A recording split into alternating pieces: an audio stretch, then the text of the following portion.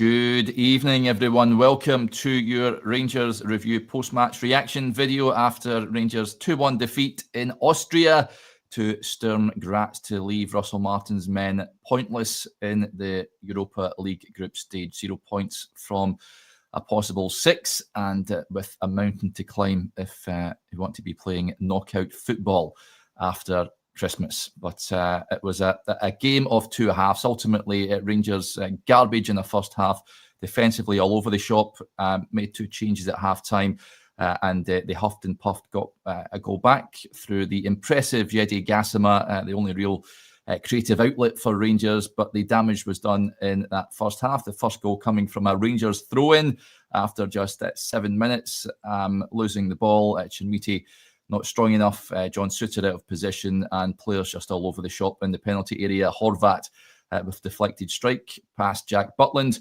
and then a set-piece goal catching Rangers unawares with a high line, and Kitishvili, their playmaker, running in behind and knocking the ball into the back of the net. Gassama's strike was a beauty, and Rangers came close. Cornelius had a chance, it was saved. Suter with a header. There was other opportunities in the first half. Chinmiti nodded against the post, but it's another defeat, Joshua, and the fans, they're certainly not on that second half display, even though Rangers were a touch better, it is fair to say, with that change of shape in the personnel. Doesn't change the real moods around the place at the moment. What do you make of it? No, it doesn't change the mood. My real presiding feeling, Derek, is that, it's better after the break, but I don't know what you... If you're, let's say hypothetically, you're looking at that game from what's the progress, what's the kind of theory of keeping this team, this manager's project together at the moment. It's not as if you have a load of things to hang on to where you're like, what they are trying to do improved in the second half. I think it improved in the second half. Yes, you've got to give Russell Martin credit for changing it, and I thought Gassama was good. Thought Cornelius looked decent enough at left back too. But similarly to the last 20 minutes of Livingston, it's kind of like that desperation to be like, let's get as many attackers on the pitch as we can, and let's go for it. If Rangers had played like this the rest of the time and they were conceding goals, I think you can go, do you know what? Over time, maybe their goal scoring opportunities will outweigh that. But that's not really the case. That's not really being consistent. I don't think they're going to consistently play with that kind of, almost like kamikaze is too strong, but you know what I mean, kind of like completely dumb. Yeah. So it doesn't feel like what they've been working on and all this, and we'll maybe come on to this there, but all this time that they've spent working on a certain system, it almost feels like that's like out the window. Yeah, totally. After Bruges, Rangers have kind of changed their structure where it's like a back 3 build up, and you don't have the fullbacks moving inside. And since that point, like offensively, aside from getting the ball to Gassama, you're kind of looking at it and you're going, what is the consistent thing here that is eventually going to return a successful pattern, especially when you're conceding goals like that. And again, we can come on to it. I don't think that is just that doesn't exist in isolation, right? That is a byproduct of what's going on elsewhere, of how Rangers are trying to attack. That's my presiding feeling after it. It's the 10th time, I think, in 16 games the Rangers have gone behind this season. It's the 6th defeat they've suffered in 16 games. These teams, no disrespect to them, Graz and Genk, are teams that I think Rangers would have put away in previous Europa League seasons. At least 4 points they've taken last season.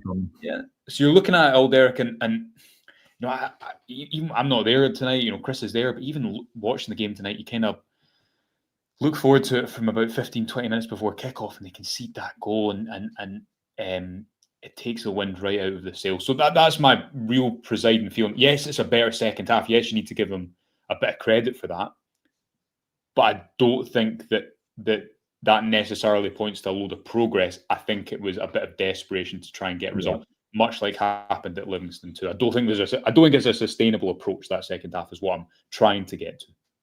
It's not. Stuart Finlay knows his onions. He says, I'd have Derek over Russell Martin. Good comment there from Stuart. I like you, buddy. I certainly would have had Rangers much more organised, I feel, and certainly that first half. We said it on the show when I was on with Chris Joshua that Chris actually brought it up. He said Rangers need to score 2 goals to get anything from the game, because they were always going to concede. And incidentally, we were made aware of a record that is depressingly impressive. That's now, what is it? Now BT said, TNT said it's 22. Is it actually 23 games? I think Knight made it 23. I think 23 games that have gone. Rangers have failed to keep a clean sheet, which dates back to the 8th of December, which is, the last time, I think 22 was the record beforehand, which dated back to the Victorian age, 1895 to 1897, which is one of those records. I mean, it's not just on Russell Martin's shoulders, that one. That's also Philip Clement and then Barry as well. But what the hell is that, Joshua? I don't know, Derek. I've not got, what's the date? It's October 2nd. I've got absolutely no answers. Listen again, like you look at it, even that defence in the second half, right? You've got then I thought Cornelius did well enough at left back. I thought it looked quite good there.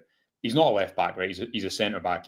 And I think that's where primarily he should play. So, but look at the way that your defence has to shift, where you've got a whole back four of players who are out of contract or their loans expire next summer.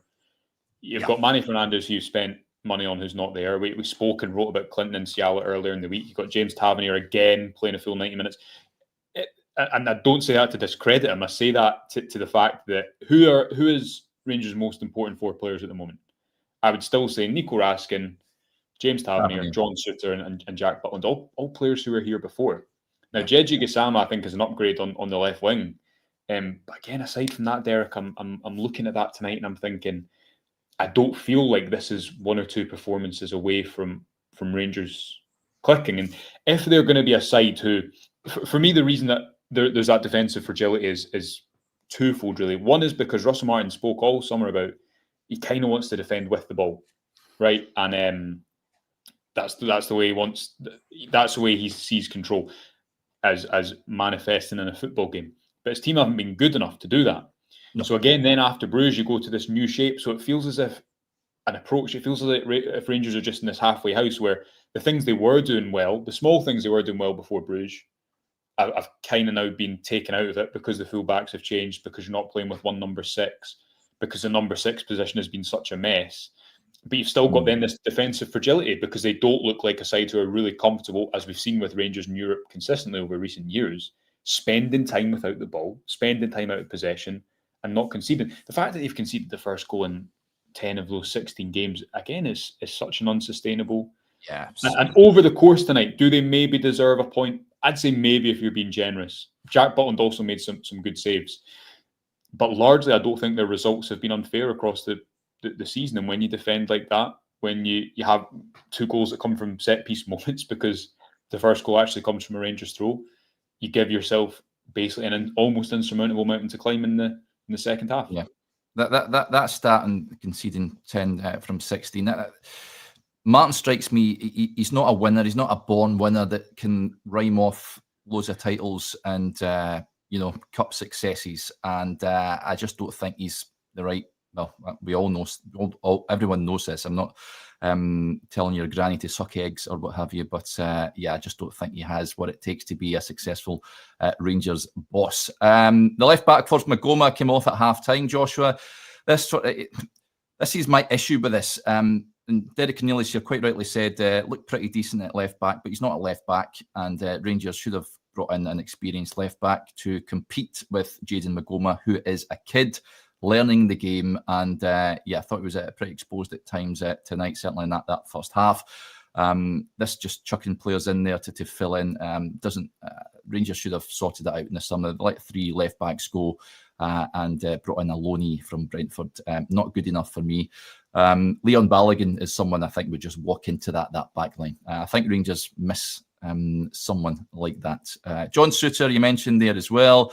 I think don't know what his positioning was all about for that first goal. There was a comment actually. I'm not too sure if it was your good self was on during the week saying. I think it was Chris actually. Someone commented in saying, "When does Nasser Giga come back into the fold?" I think he's got a shout to start on Sunday.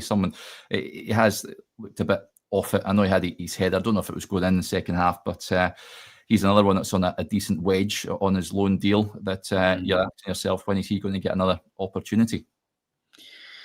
Yeah, because I think Suter makes too many errors, and I think he has good points as a defender, but again, this is the issue for me. I'll keep coming back to it. This season has been treated like a clean slate. You can use so many examples: the Nico Raskin situation, the Kieran Dowell situation, however many you want to go over. But this team needed a spine.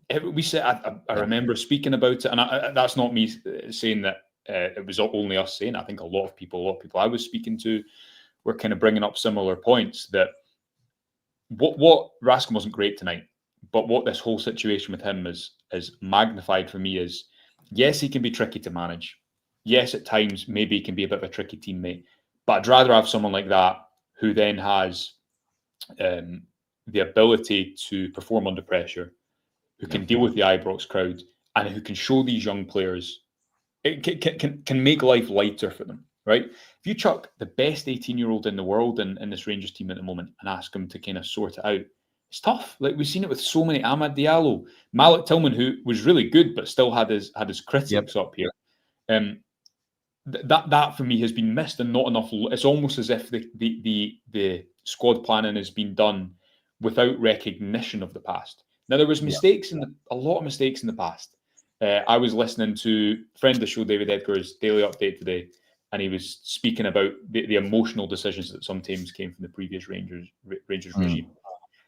And I think there's like a middle ground here, Derek, where it was too emotional before, and it almost feels like not enough of the emotion of the club is and the essence and the history and the learning of the past few years has been taken into this season, because you needed a spine, you needed a few players to build around to then allow someone like Maigoma, as you say, to come in and have 20, 25 brilliant games or good games. Someone like Mikey Moore to feel his way into his Rangers career instead of being thrown early on. Instead, what you've got is an over-reliance on someone like Nasser Jiga, who starts well, has a few difficult games, and then is out of the team. And again, I'll go back to it. I'll look at that squad at the moment, Derek, and I still think, aside from Gassam on the left wing, is early in the season, but how many positions look like a true upgrade at the moment? And I think you're struggling to make an argument for a number of positions apart from on the left wing. Yeah, even guys, I'm not saying he would be the answer, but I mean, Kenny McLean's in that studio tonight. Rangers could be doing with someone like that in the squad. I think that they are seriously lacking guys that know what playing for Rangers and winning means up in Glasgow. I think they just look like look when the camera was passing the players just when the Europa League anthem was playing. I was just thinking to myself, this is a very young team, inexperienced, and it showed tonight. Lots of comments coming in, as you can imagine. Maka with a point. He says Antman looked too terrified to beat his man and hit the byline. He's lost any confidence he had in the Pilsen game.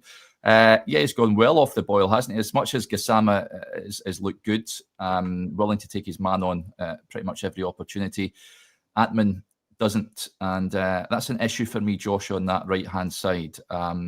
Rangers need to get him back firing again.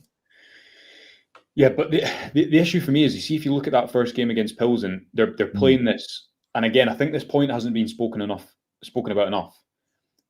And we're gonna, myself and Johnny and Blair, recording a podcast tomorrow for Saturday, kind of on this topic. I think Rangers have done things a bit backwards, and what I mean by that is, after the 6-0 game, they've changed their shape a little bit. So you've got one of the fullbacks moves inside to form a back three, a bit more security, and there's a knock-on effect up the pitch. That means they're not taking the risk of playing into the number 6, which you saw early against like Panathinaikos, and the fullback rolls inside, and it's risky, right? But sometimes it works, and then when it works, you can play into space. So you think of the goal that Antman creates for the Gassama header against Pilsen, wasn't it? The cutback, but that all comes from risky build-up deeper in the pitch, which creates the space higher up. Now, because it's slower, and now because I think of that change in shape, Antman gets the ball when his man's set, and because he knows he wants to go down the line, because he's not playing on his wrong side and he can't really protect the ball, it looks a bit unnatural. So if he's arriving into space, I think it's a different type of game. But again, you needed a left winger there, really. And that's why I said earlier in the podcast this week, I think if you're looking at it critically, and you take Clinton and Ciala, and you take, let's say, Manny Fernandez, Oliver Antman, or a number of other players, you needed an out-and-out guaranteed maybe starter in that position, or any other position, and perhaps you could have used Encial as your fourth choice centre back because Manny Fernandez isn't playing anyway. But that comes back to my point of you needed a spine of the squad. The first signings for me should have been 3 or 4 players who play every game, who are nailed on in certain positions. But at the moment, those players I think remain. The ones I round off a minute ago: Tavernier, Raskin, Suter, and Butland. Butland, who he should do better for the first goal. He makes a few not unbelievable saves, but again, I thought he was one of Rangers' better performance. Yeah. Thankfully, he's been in good form this season. If he wasn't, then it would have been much worse than what the situation currently is. The forward line, I mean, Yusuf Chermiti was preferred to Bojan Miovski to start off proceedings. I mentioned earlier on, he struck the post. I don't know if they could do much more, to be honest. Gassama does really well and hangs a cross up at the back post, and he nods against the crossbar. He had a chance with his left foot that was pretty weak towards the goalkeeper. Miovski came on at the break, of course, and listen, I like Miovski. Jury's out on Chermiti for me, though, Joshua, just on the money that's been spent on them. Got to say, and I know I'll take pelters for this, missed a bit of CD9 perhaps tonight. Rangers missing that option, though. Danilo came off the bench. I'll put it to you, is the number 9 position better? Is it? I don't think so. No, I don't like. So I feel as if I'm not seeing any positives from that second half. But I'll ask you another question. How many shots do you think Miovski has had in 3 full League 90 games? Well, he scored a goal, hasn't he? So that was Hibs, so that wasn't the league. So discount the Hibs game. So Celtic, Hearts, and Livingston. Well, it can't be many, less than 5. 4. He had 4 shots. All right, and if you're a striker in a Rangers team, the quality of those shots has been all right, but from the positions they've been taken. But if you're a striker in a Rangers team, you should be getting like 3 to 4, I'd imagine. So I think that point is right, that the service isn't good enough. Chermiti did have chances tonight. I think he probably should score 1 goal. So it feels harsh to judge them in one sense, but you also need more from them maybe to get the ball up there at points to create opportunities. Yeah. I even miss an overweight Alfredo Morelos. I think he would have held the ball up better. But again, like you said in the comment just came in a moments ago there, being a number 9 in that Russell Martin team isn't the ideal situation if you're leading at the line there. I much prefer it. It looked like Rangers, this change of shape in the second half, Joshua. It was almost at 4-4-2 at times, which was quite something. So, and Danilo coming on at the end as Rangers were throwing everything at trying to get back into the game, but it just never materialised in the end. Neil McLean with the point says Martin abandoned his philosophy. What does that say about him and his beliefs? It was a free-for-all again. Sort of touched on what you mentioned a little while ago. But the fans aren't buying it, of course. And I'm not too sure what he has said in this post-match interview. I've seen someone mentioning he's had a go at mentality. Maka saying that Emma Dons isn't impressed by Martin's mentality issues. So it will be interesting to hear what he has to say. I mean, Chris is down in that press conference room. Yeah. We'll bring you that as soon as we hear from the Rangers head coach. The pitch wasn't the best, but he did say in his pre-match that it wasn't going to be an issue. So you better not bring that up as some sort of excuse. But questioning mentality there. Is it? Well, we sort of touched on in the first half, Joshua, a mentality thing, but it's all right having a go at the players, but it's the coach and the main man is Russell Martin. He's telling the players to go out there. He's laying on the instructions and what he wants from this team. I think this is more so on the head coach as opposed to the players. Yeah, just quickly on that point, the comment about abandoning philosophy. Go back to that Hearts game, which was after the Celtic game where Rangers created nothing, and it was only when Rangers went 4-3-3 after the break, when Joe Rothwell came on, that they actually created a few chances and maybe should have scored a goal. So again, it's not, I think, isolated to this game, but it's a fair point, and why I think that second half there's not much of a pattern to it. Credit, you got to give credit for changing things and being aggressive. And listen, if Russell Martin didn't change things at all, he'd be criticised too. So you have to say that. But again, I wonder about the sustainability of it. And on mentality, it's the same as the point about again, my criticism on the anxiety points that's been raised would be, well, sign players who can deal with it. Exactly. Because some will be able to, and some will maybe take a bit of time, and some will need a few players around them to bring out of them. But that's where you've got to learn from previous seasons. That's where you've got to learn from past mistakes. And as you say, that the buck stops with the head coach, because Rangers aren't winning games. They've still not won, I think, successive games at all. Is that right? Going into October? Yep, that's correct. Yeah, six defeats already. So yeah, it reminds me of Clement after, I think it was Rangers 2, Motherwell 2. Eggman came on and scored 2 around about Christmas time last year. Yeah. Another happy memory on the road for Rangers. And I remember, little did we know what was to come. Oh, honestly, I was actually writing something today about 4 years since the Rangers review launched, and just kind of reflecting on the back when we started. It was Gerrard and Giovanni Van Bronckhorst in the dugout, and things looked great that first summer. But anyway, that's a story for another day. But come on, that day after Motherwell, I remember him saying, it's not a system issue. Can you look at that game and tell me it's a system issue? And there's always every manager is going to have their point of view, and you can talk around anything, which is why you need ultimately some sort of cut-off of, is this working, is this not working, is this broken, is it fixable, is this going to turn in the long run? Yes, maybe in isolation tonight you can say that Rangers maybe should have got a point. They hit the bar at 1-1. They also conceded a number of opportunities. They were better after the break. I've not seen those comments, so it's hard to comment on.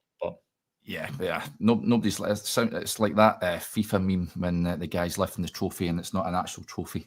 Nobody's interested in that. Only people are interested, especially this competition, is points on the board. Now, Gaz says Russell Martin's TNT interview was an utter disgrace. I've seen Johnny tweeting one of the big lines from that. He says, it's mentality, it's not a technical or tactical problem. I'm not having that. People aren't going to buy that, Joshua, are they? Well, I tell you, it's a hard sell in the dressing room. That's exactly.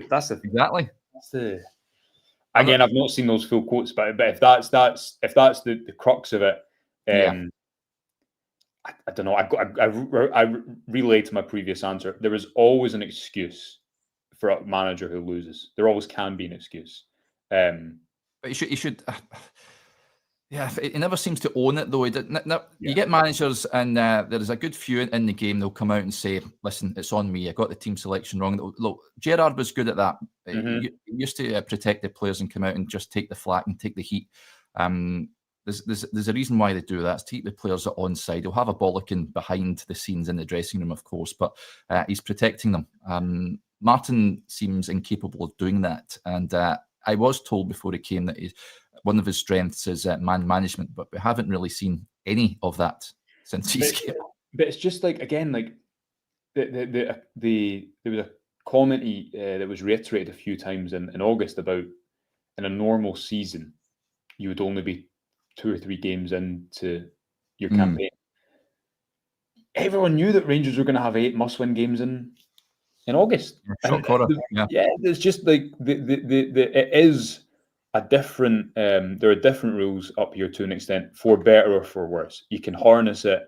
It can, I imagine, be an incredible place to play football when it's going well, and an incredibly difficult place to play football when it's not. But this was known. And the point, again, go back to it, this is why you needed a strong spine of the squad. Because as a manager, right, when you do, Russell Martin cannot control tonight what happens for that first goal. For the second goal, maybe to an extent, because of how high that line is. But players switching off, or not getting back into position, or not winning their duels.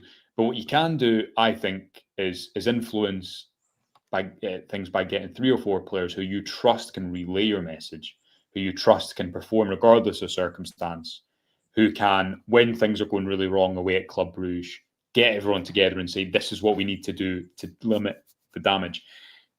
And aside from Joe Rothwell and Max Aarons, both of whom have played fleetingly, the only other player I think signed over the age of 26 was Bojan Miovski and Derek Cornelius, who came in on transfer deadline day. So, that's a point I keep repeating, but I don't see any other alternative to it.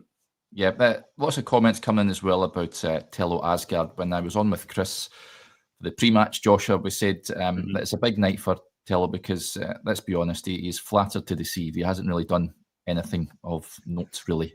Apart from Mark Callum McGregor in the Old Firm game, which I came in for a bit of stick because I said I wanted to see more from him in an offensive sense in that game, but nothing really happened. But listen, given the money that Rangers splashed out for this boy, looks like a bit of a waste of money at this point. I'm not going to dismiss him at this point, but one of my concerns was, I've said this a number of times, and speaking to people down here close to Wigan, is he has a tendency to drift in games. He might look good when you're 3-4-0 up and you're cruising, but when you're wanting guys in the trenches and battling for your work rate, all that sort of stuff, he's not one of those players, and I just worry that he's not going to have the tools to cut it at Rangers. What should be your impressions of Tello Asgard?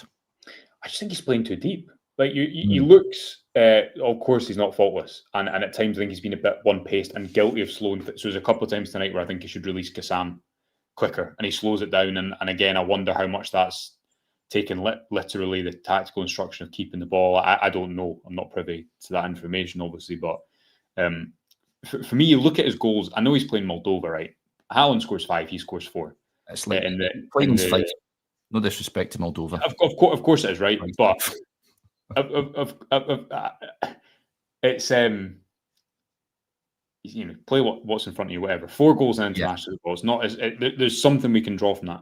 Look where he scores them. He's just in the box and he's big and he's not doing what he's doing for Rangers, which is he's basically like the pressure valve and build up because he can take the ball with his back to goal. I think he's been asked to do too much. Because I think he's been asked to knit that together and then get into the final third. He has slowing things down too much. But for me, I kind of agree with you, and he can do that build-up bit, but you need to simplify his role and keep him a bit higher and allow him to get into the final third. Because again, I think he's taken like 3 or 4 shots in the league.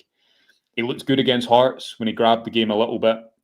Probably should have scored a chance that he fluffed when Joe Rothwell put that cross in. But again, I think the fact that he's dropping so deep is a byproduct of how the shape has changed because the fullback isn't there anymore. So you've got to get the ball up the pitch somehow.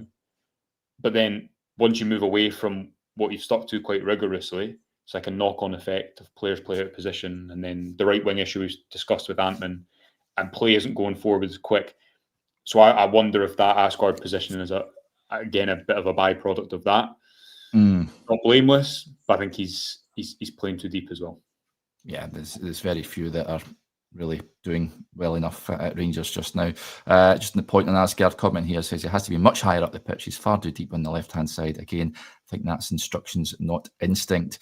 I love this. Luke Taylor says, need to get the swimming goggles out again, Derek. I don't have them anymore. I said on a show when I was on with Stevie that I'm never going to use them. If anyone wants them, get in touch. And a chap got in touch with me, so I sent them to him. What? So he is now the proud owner of said goggles. Wait, say that again. I just want to check I heard that right. So someone commented on the show that they wanted the goggles used. So a fan of the show messaged me. I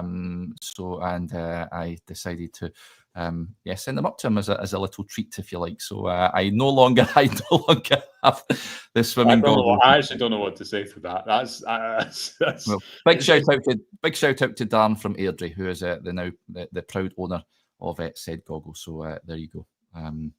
But I wonder if Russell Martin will look to take them to Loch Lomond or any other cold water. I went cold water swimming recently.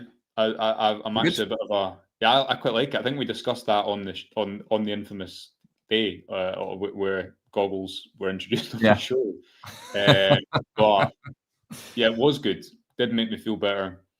Russell Martin mentioned it before this game, I think. Was it before this game in the press conference about things being a bit better since that day? Yeah, it was before this. The mood in the camp being better since the transfer window closed. Yeah. Oh, I don't know, Derek. It's just Comment come in here. Colin Dodd says, would you take Clement back? Yeah, absolutely would. And it's easy to look back in hindsight at things like that. And I think at the time, it was probably right that a change was made. But compared to this, give me Clement any day of the week. Joshua? Listen, in European competition, it was much better. The Rangers also were... Plus, he wouldn't be 8th in the league if Clement was here. Yeah. I would bet everything I own that they would be up there in amongst them. Can I throw one more stat at you? I'm just going to get this up on my WhatsApp. 1 second.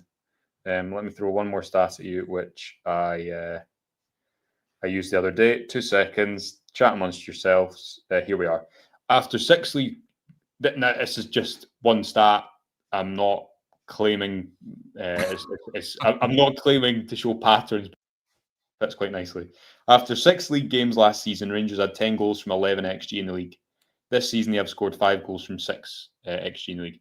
So, listen, things are bad domestically under Clement. Rangers lost against Queen's Park.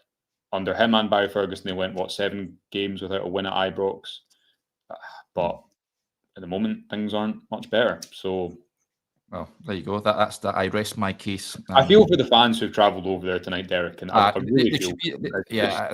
And I know the second half was a bit better, but Rangers should refund those fans that have headed out there, or should give them at least something towards their travel, because they travel in their droves far and wide to follow Rangers, and that was unacceptable tonight. Certainly first half, second half was much more like it. But as we said, that was more in desperation and throwing things at the wall, hoping that something would stick, and it never materialised in the end. All roads lead to Falkirk then, Joshua. You're heading there to the stadium on Sunday.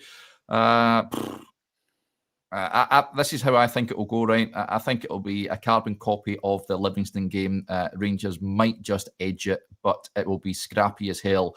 And I don't think it's going to change the narrative with regards to Russell Martin. Yeah, your thoughts? Yeah, I think Russell Martin will hope that he can win and get into the international break. Falkirk haven't been great, I think it's fair to say, but they've also tried to play a bit of football. They just came up. Yeah. They obviously came from 2-0 down against Hibs at home recently, lost away at Hearts and conceded a couple of goals playing out. But there's just a real true fragility to Rangers, Derek, that means that Chris said to me the other day, I think we said on the podcast, they're a first goal team. If they concede the first goal, it feels unlikely they'll win. If they score the first goal, they get a bit of confidence. But the issue is, as I said a couple of times near the top of the show, you've conceded the first goal in 10 of those 16 games so far across all competitions. So you'd be a brave man to predict it with optimism.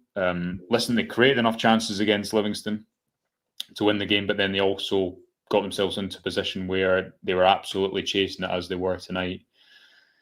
I'd be surprised if it's comfortable, put it that way, but don't they need a win? Yeah, they're struggling Falkirk, but if they beat Rangers, they'll leapfrog them. So there you go. That's the state of play at this moment in time. Right, I think we'll wrap up there for now. Bit of therapy for everyone, I'd imagine, after watching yet another defeat. But thank you to you all for tuning in to the show. Big thanks to Joshua as ever. The Russell Martin press conference, if you can stomach that, folks, is uploading as we speak to the YouTube channel. So that'll be with you very shortly indeed. So keep your eyes peeled for that. You're on tomorrow with Johnny and Blair? I think it's just myself and Blair in the morning. Myself, Johnny and Blair. We're actually recording a show from our new swanky podcast studio, which is exciting. So you're off tomorrow? Thankfully I'm... thankfully I'm off. I'm actually taking the wife out for a little birthday day out because it's her birthday on Saturday. Nice. But I've got football on Saturday, so going to Knutsford, which is a wonderful little Cheshire sort of old English town, which is absolutely outstanding. So going there for some fine dining and trying to take my mind off Rangers, which is the plan. Nice. We'll be on in the morning, 9:30. We'll find something else to talk about, new perspectives, answer some questions. and then look ahead to Sunday, and then the small matter of another international break. So show keeps rolling. Yeah. Right, folks. I was going to say enjoy your night, but it's pretty much bedtime. So sweet dreams to one and all. And join us again 9:30 tomorrow morning. Bye for now.